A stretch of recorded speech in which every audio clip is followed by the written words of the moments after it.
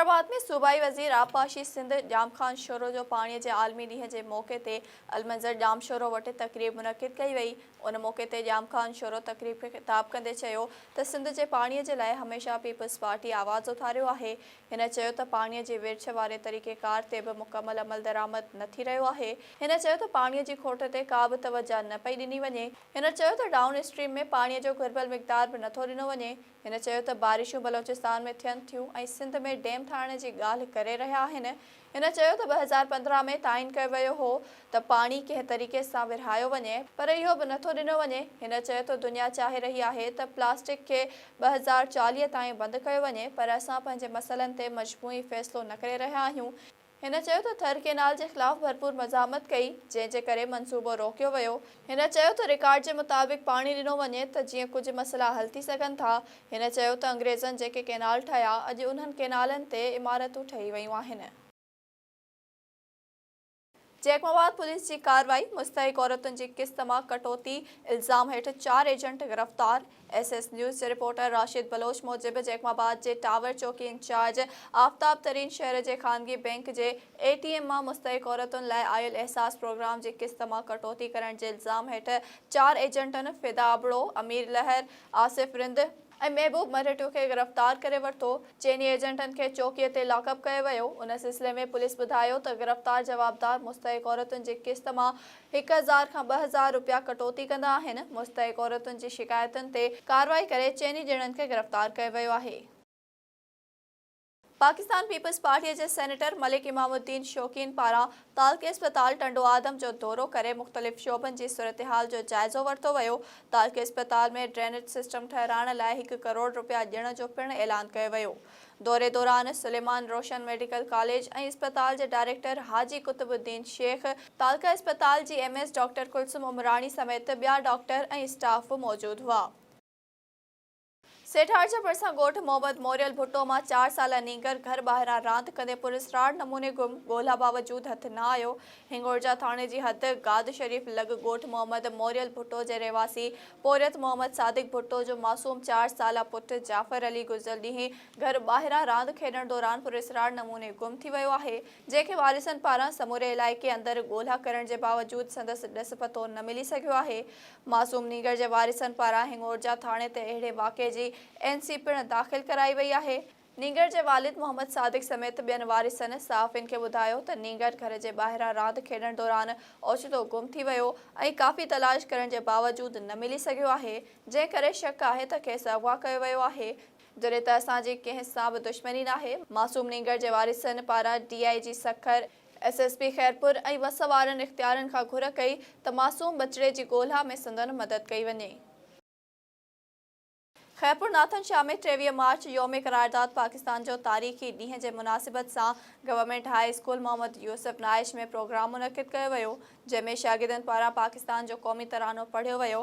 Programme में school जे head master शागिर्दनि खे 23 मार्च योम क़रारदाद पाकिस्तान जे हवाले सां ख़िताब कंदे चयो त क़ाइदे आज़म मोहम्मद अली जिन्ना संदसि मुस्लिम लीग नून जी बहादुर अॻवाननि अॼोके 23 मार्च जे ॾींहुं लाहौर में मीनार पाकिस्तान जे हंधि इतफ़ाक़ राय सां क़रारदाद पाकिस्तान पास करे क़ौमी इतिहाद जे ज़रिए बातिल क़ुव्वतुनि खे शिकस्त ॾेई तारीख़ी कामयाबी माणी।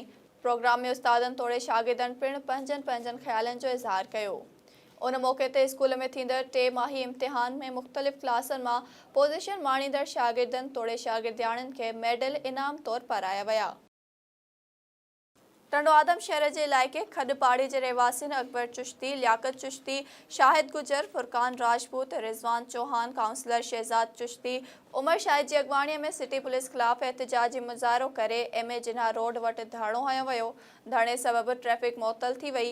इलाइक़े वासी सिटी पुलिस खिलाफ सख्त नारेबाज़ी कंदा रहिया। उन मौक़े ते एहतजाज कंदड़नि ॿुधायो त सिटी थाणे टंडो आदम जे SHO जी अगवाणीअ में पुलिस एहलकारनि अरशद चिश्ती, मोहम्मद अकबर चिश्तीअ जे घर जा दरवाज़ा भञी धाड़ियलनि जियां घरनि में दाख़िल थी करे अरशद चिश्तीअ खे गिरफ़्तार करे खणी वई, जंहिंखे पुलिस गुम करे छॾियो आहे। सिटी पुलिस बग़ैर लेडी पुलिस जे अरशद चिश्तीअ जे घरवारीअ खे सख़्त मारकुट करे अलमारियुनि जा दरवाज़ा भञी रोक रक़म, सोना, ज़ेवर, मोबाइल फ़ोन पिणु खणी विया आहिनि। असांजे नौजवान अरशद चिश्तीअ खे गिरफ़्तार करे गुम कयो वियो आहे। सिटी थाणे ते वियासीं पर पुलिस इहो चयो त असां माण्हू न खणी आया आहियूं। अरशद चिश्तीअ खे SHO सिटी पैसनि लाइ ब्लैकमेल कंदो हो। अरशद चिश्तीअ ते को बि केस वग़ैरह नाहे। हिननि SSP सांगड़ खां नोटिस वठण जो मुतालबो कयो आहे। हालाणी जे प्राइमरी उस्ताद अब्दुल रशीद मल्हा मथां व्याज घुरण तां उस्ताद पारां व्याज न ॾियण ते मदन लाल उस्ताद खे तशद्दुद जो निशानो बणाए छॾियो। उस्ताद अब्दुल रशीद मल्हा प्रेस क्लब ते पहुची एहतजाज कंदे चयो त मां शुगर ऐं ब्लड प्रेशर जो मरीज़ आहियां। मां स्कूल जी ड्यूटीअ खां वापसि आयमि पे त मदन गिरेबान मां पकड़े मूंखे तशद्दुद जो निशानो बणाए मुंहिंजा कपिड़ा फाड़े छॾिया ऐं मूंखां नाजाइज़ व्याज घुरी रहियो हुयो। हिन चयो त मां जेतिरी रक़म हिन खां मजबूरीअ में व्याज ते वरिती हुई उन खां ॿीणो टीणो व्याज ॾेई चुको आहियां। मदन लाल मूंखे मौतमार धमकियूं ॾेई रहियो आहे। मां एतिरा पैसा किथां आणियां जो उन्हीअ खे ॾियां। हिन SSP नौशरो फिरोज़ खां घुर कई त मुंहिंजे व्याजखोर मदन लाल खां जान छॾाई वञे, मूंखे तहफ़ुज़ फराहम कयो वञे। बुरली शाह करीम वेझो ॾिता वाह भरिसां 23 मार्च जे क़ौमी अहमियत जे ॾींहं जे मौक़े ते government campus high school Abdul Rahim Katiyar high school में हिकु तक़रीब जो अहतमाम कयो वियो, जंहिंजी सदारत स्कूल जे इंचार्ज सर भूरोमल मेघवाड़ कई। तक़रीब में शागिर्दनि जे हथनि में क़ौमी परचम जूं झंडियूं हुयूं ऐं पाकिस्तान ज़िंदाबाद जा नारा हयां विया। उन मौक़े ते स्कूल जे शागिर्दनि फरमान रिंद शाज़ेब रिंद 23 मार्च जे ॾींहं जी अहमियत ते पंहिंजनि ख़्यालनि जो इज़हार कयो। तक़रीब खे सर भूरो सर करीम बख्श कातियार ख़िताब कंदे हिन ॾींहं जी अहमियत ते रोशनी विधी। भिरिया सिटी भरिसां क़ौमी शाहराह ते कासिम खां लॻ पेट्रोल पंप ते पुलिस वर्दी पहिरियल हथियारबंदनि जी चढ़ाई, मैनेजर पारां फुर ऐं मुलाज़िमनि खे अगवा करण जा इल्ज़ाम लॻाया विया। CCTV फुटेजिस बि हथ कया विया। उन सिलसिले में पेट्रोल पंप जे मुलाज़िम इमरान बराइच जी अॻवाणीअ में वाक़िए ख़िलाफ़ एहतजाज कंदे ॿुधायो त पेट्रोल पंप ते प्राइवेट वैगन में सवार 8 हथियारबंदनि जेके पुलिस जी वर्दीअ में हुआ चढ़ाई करे हिकु ॼणे मुलाज़िम माशूक लंजार खे अगवा करण जी कोशिश कई ऐं पेट्रोल पंप ते बीठल मुलाज़िमनि खां हथियारनि जे ज़ोर ते 4.5 लख रुपया कैश ऐं ॿियो सामान फुर कयो। हिननि ॿुधायो त भिरिया सिटी पुलिस खे इतला कयो आहे पर हू वाक़िए वारे हंधि न पहुता।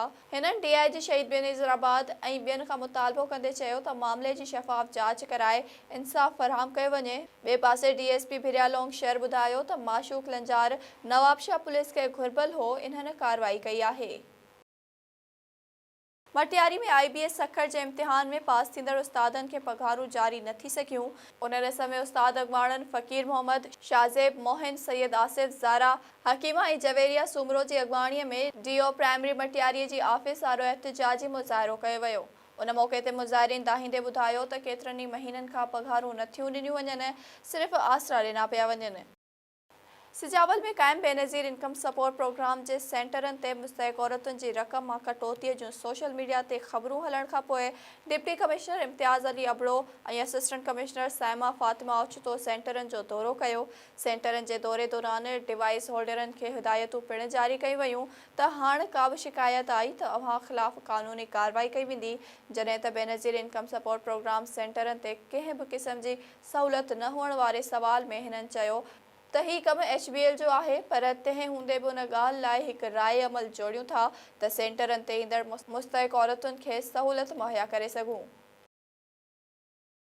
सखरनि में ख़ुशियुनि जा के बि मापा नाहिनि हूंदा ऐं न ई वरी उमिरि जी का हद हूंदी आहे। बसि ज़िंदगीअ जो मक़सदु ख़ुशियूं मल्हाइण ऐं विरहाइण हुअणु घुरिजे। इहा ॻाल्हि government girls primary school main सखरनि जे हेड मास्टर GM जलालाणी चौथीं क्लास पारां 5वीं क्लास वारनि खे ॾिनल अलविदाई पार्टीअ में ॻाल्हाईंदे कई। हिन चयो त 5वीं क्लास जे शागिर्दियाणियुनि ऐं शागिर्दनि तालीम खे बहितर नमूने पिरायो, इहो ई सबबु आहे जो अॼु खेनि मान ॾेई अलविदा करे रहिया आहियूं। हिन इहो बि चयो त ही सभु कुझु तॾहिं मुमकिन थियो आहे जो संदसि टीचिंग स्टाफ पंहिंजूं महिनतूं ज़ाहिर कयूं आहिनि। ख़ुशियुनि में हेड मास्टर शागिर्दनि सां गॾिजी क़ौमी गीतनि ते झुमिरियूं पिणु पातियूं। उन मौक़े ते मैडम फरीदा काज़ी, मैडम शबनम, मैडम रुबीना रशीद पिणु मौजूदु हुयूं। HM एलिमेंट्री पब्लिक स्कूल ॻोठ ग़ुलाम हुसैन कल्होड़ो में स्कूल में पाकिस्तान जो ॾिहाड़ो मल्हायो वियो। प्रोग्राम जी शुरूआत तिलावत कलाम पाक सां कई वई। शागिर्द ऐं शागिर्दियाणियुनि अमीर अली, अल्हारिनो, फयाज़ अली, इमरान अली, अब्दुल गफ़ार, इम्तियाज़ इलियास, इम्तियाज़ मंसूर, अमीना नाज़, अज़ीज़ा नाज़, सितारा, हुमेरा नाज़, सईदा नाज़, नात शरीफ़ तक़रीरुनि ऐं टेबलोस में हिसो वरितो, जंहिं मां 6वीं क्लास ऐं 7वीं क्लास जे ॿारनि में बहितरीनु मुक़ाबिलो थियो। स्कूल जे ऑपरेटर गुलाम हुसैन कलोड़ो ऐं उस्तादनि सैयद मोहम्मद बाक़िर, जुल्फ़िकार जमाली, असद अली, बख्त अली कलोड़ो, अज़ीज़ुल्लाह चन्ना, शाहिद अली, सोहेल हुसैन सोलंकी, उर्स कलोड़ो, जावेद अली ऐं अली असगर कलोड़ो पाकिस्तान जे दिहाड़े ऐं तालीम जी अहमियत ते तक़रीरूं पिणु कयूं। टंडुजाम में इंतज़ामिया ख़िलाफ़ एहतजाज छो कयो?